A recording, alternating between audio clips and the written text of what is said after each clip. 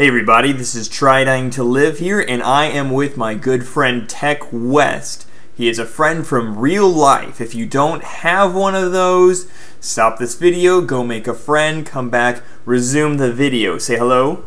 Hello. Alright, and so Tech here has played Kerbal Space Program briefly many moons ago. However, he has informed me that he has been playing Angry Birds Outer Space, and so that makes it it makes him practically a pro at this game, right? So anyways, so I'm gonna get him going. So it's Tech, if you want to start ahead, and this building right here, grab the mouse. There you go. This building right here is called the VAB. Click on that, and it's going to give you the option to build a rocket. All right, so you see there's the 9 things over there. The top 3 are space planes. We're not going to worry about those. The middle 3 are rocket parts, and the bottom 3 are space probes. So we're gonna use the middlemost one because it's about the simplest one. So go ahead and click on that. And so now it's sitting there. Now if you click on it, just click on this once, and now you can move it up. So we're gonna move it up, yeah, and then scroll up. There you go. There you go. We're gonna make a tallish rocket. All right. Not okay. You're overkill. That's ridiculous. All right. There you go. Just go ahead and there you go. All right. So first thing we want to do is we want to be able to return home. So we want a parachute. So we're gonna choose from the utilities right up here, which is this tab right there. There you go. That's science. There you go. And we're gonna grab parachute, and it's this guy right here. And you're gonna stick him right on right on the top.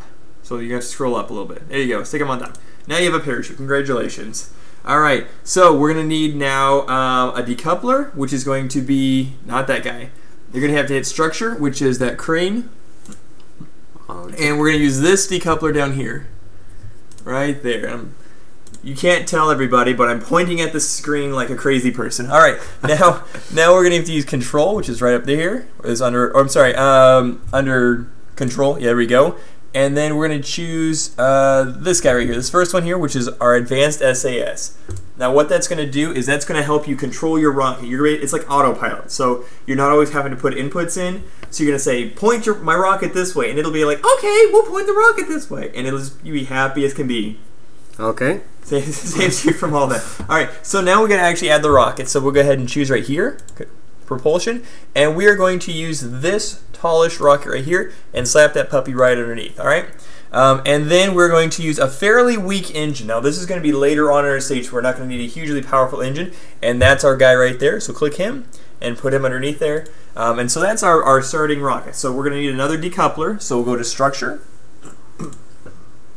and grab that guy again, that decoupler, and you know what these do, right?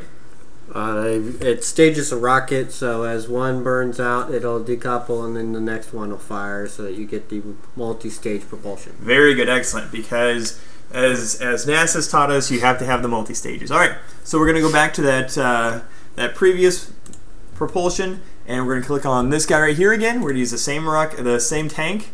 Scroll down a little bit, but we're going to use a larger engine, so we're going to use this guy right here.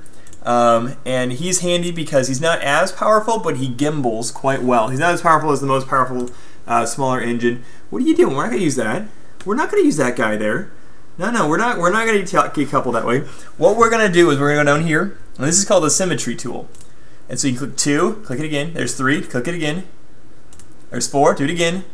6, 8, and 1 again. So we're just going to do 4 for this time. There we go. And then we're going to use this guy right here, which is a radial decoupler, and put him right on the outside there. Excuse me. All right, that looks great. So we'll go back over to propulsion. And we're going to use the same guy again. Oh, not that guy. That's too... Don't go crazy with me, all right? Don't go crazy. And stick that guy on there. That looks great. And looks right. If you want to move around, kind of scroll around, right-click, and then you can move around that way. There you go. Kind of gives you a nice look around. Yeah, look at that. All right, so we're going to put this guy right here, the same gimbaling engine on the bottom. Oh no, I can't see the bottom of my ship. Oh, he's learning fast. He's learning fast. All right, and then, so now what's going to happen is these things are kind of going to pivot on these radial decouplers that you put on here. So it's going to kind of wobble around. So what we're going to need is what's called struts. So click on our structural again, and this is a strut here. So what's going to happen is you're going to click, yeah, it'll work right there, and then click on that, That looks great. Now we're going to do it again. As a general rule of thumb, oh, okay, yeah, that's fine too. I was going to put one down here. Do it again. And we'll actually start on here. And just go right across there. As a general rule of thumb, you'll never have too many struts. And then we're going to do one more, which is click on that, and then scroll up. There you go. And then select someplace on here, and then we'll just connect it to. There you go. So this is our guy. No, don't forget to name him. So you can name him whatever you want. Just backspace it. Okay. Which is going to be the Death Mobile. All right. The Deathmobile, the aptly named Deathmobile. So go ahead and save that, and then we'll launch it. Save. Yeah, don't hit new, you'll be regretted. And then launch is the next button. By the way, if for all you children out there who have no clue why there's a weird shape on the save button, we used to use these arcane things called discs, and that's what they looked like. Not just disc, like a compact disc, but a floppy disk, which was kind of floppy. Except that there were other floppy disks which were even floppier. But anyways, alright, so here we're on the launch pad. Right here is your throttle control, which is you can't click it, but you're going to hit shift and it's going to throttle you all the way up. And control will throttle you all the way down. Just want to make sure you can use it. Alright, so go ahead and all the way up. Then we're going to turn our SAS on, and the way you turn your SAS on is with T. So T will toggle that on. You can see a little light right here. Correct. And then each time you want to switch stages, so for example, if you look on the side here, you've got stage 6, stage 5, 4, 3. Every time you want to cycle through those, you'll press spacebar. So to launch your ship, press space. And you're taking off, and it looks beautiful. And you can see here down here, this is the RCS is controlling your ship, or it's not the RCS, the SAS is controlling your ship, which basically is giving you the option to, you can turn it off at any time and control it if you want to, or you can just let it take over. So for right now, we're basically going to go fairly straight up. We're going to have a pretty powerful rocket. Here's your Kerbal down here. His name is Jebediah Kerman. He is the greatest rocketeer ever made. You can also do an IVA or an EVA. Don't do an EVA right now. IVA looks inside. So if you look up, you use your left mouse button and look up, there's what you'd be looking at. There's a little tiny window there. However, we are going to run into some issues soon, so press C to change the camera. There we go. Yeah, you're going to have some issues in a second here. So these engines are going to run out, and then what you're going to do is you're going to press space when they're done, and then you're going to press space again. So the first space is going to do stage 5, which is going to decouple, and the next one's going to hit your next rocket. So as soon as those are done, you see the flames go out. There we go. Hit it one time. There you go. And so now it's flying away. And you notice they kind of stayed in place there. It's because you weren't burning, and so you're all traveling at the same speed. And you think to yourself, what would happen if, they were still burning and I released them? Well, you would probably shred your ship into a million pieces. But anyways, so now what we're doing here is we're rocking up. We have no clue where we are in space. So press M. And so now you can use your right mouse to look around, and you can zoom in and out.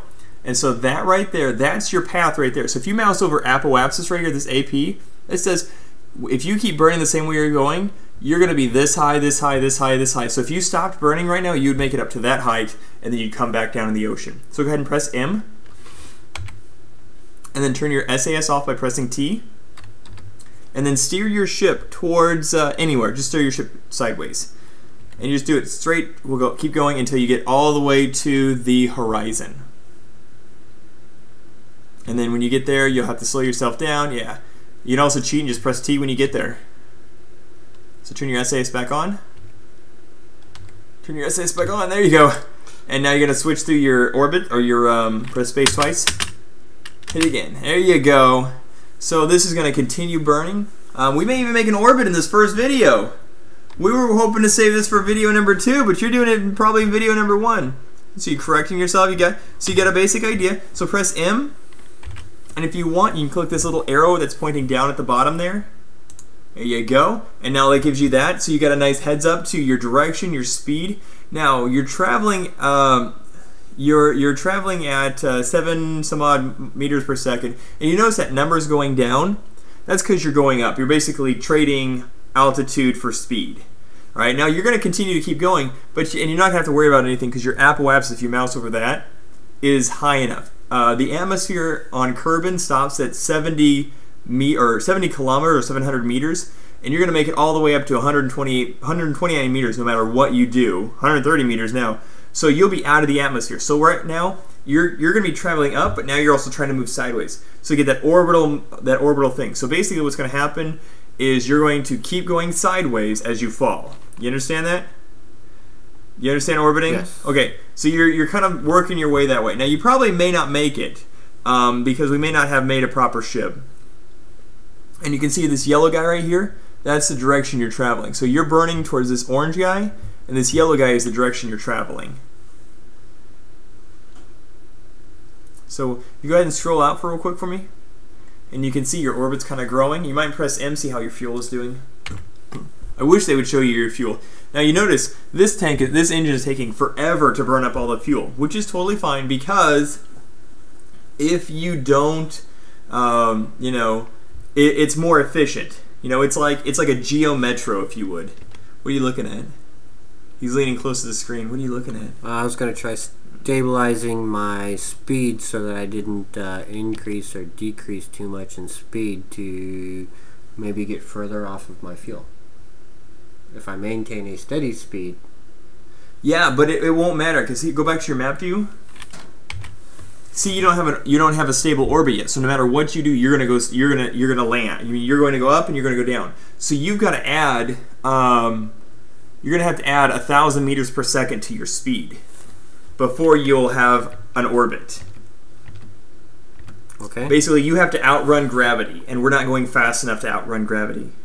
So you can see this blue line here. You're going to go up and you're going to go out. Now you can see it's growing, right? Yes. And so basically, what's happening is it's calculating out your trajectory. So you're starting to outrun gravity, but you're not there yet.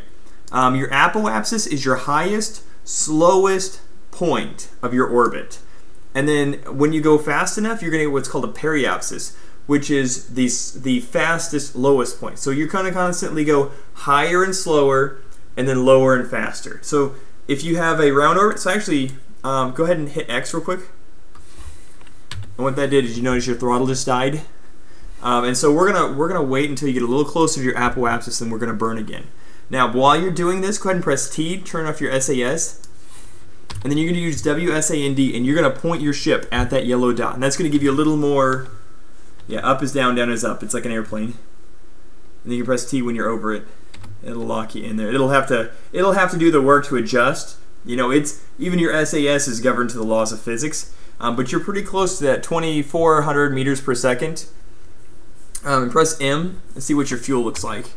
So your M, you got half a tank of fuel. You're going to get an orbit. There are many people on the internet right now who have played this game for hours and cannot do an orbit, and you have done this in 10 minutes of playing. All right, so we're getting close to our apoapsis, so let's go ahead and press M, and let's see what happens again. That looks great. So let's accelerate up. Press Shift, accelerate. And so we're going to continue up, and you just max that out. Now look here, you got a periapsis, so put your mouse over that. So that is your lowest. Okay, go ahead and press X real quick. Press X, press X. Woo! Now you notice they switched around. And that basically means you probably have a pretty round orbit. So your periapsis, your lowest, fastest, is 128 kilometers, and your apoapsis, put your mouse over your apoapsis, is 143. So that's a little elliptical, but that's fairly round. So you have a nice low orbit.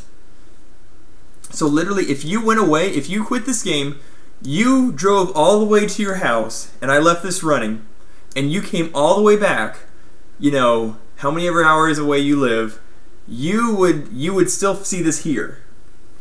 This will continue on forever until my computer crashes and I run out of money for the electrical bill.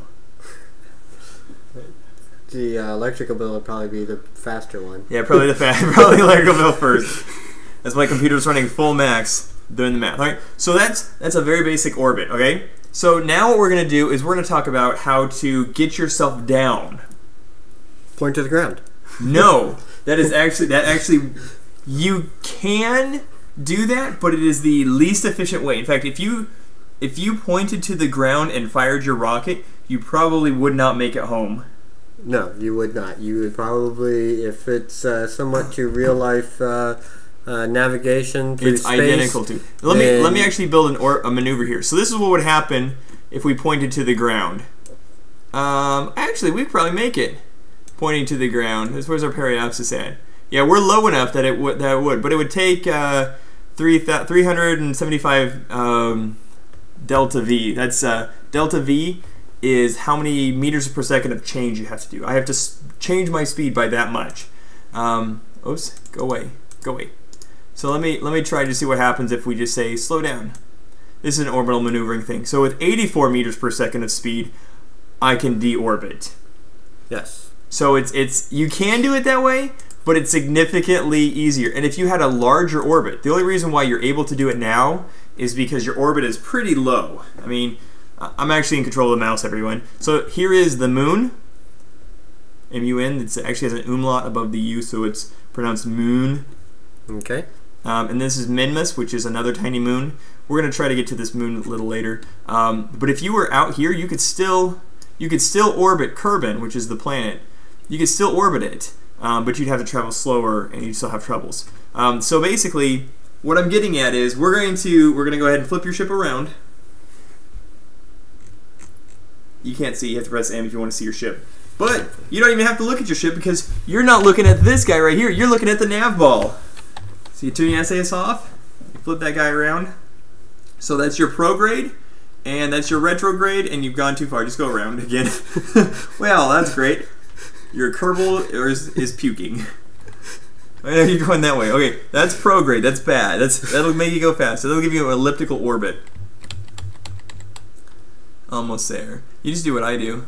Lock it in there. Now you do have a gimbaling engine. So what you could actually do is you could actually get your ship spinning, and as soon as you hit, you start flying past it, you just press, T, turn that SAS on, and then launch your rocket forward, like, accelerate, and the gimbaling engine will actually control it and get it back together real fast. So bringing that in, it's only going to take 80 meters per second of delta V. So you want to scroll out to see how your periapsis is coming in.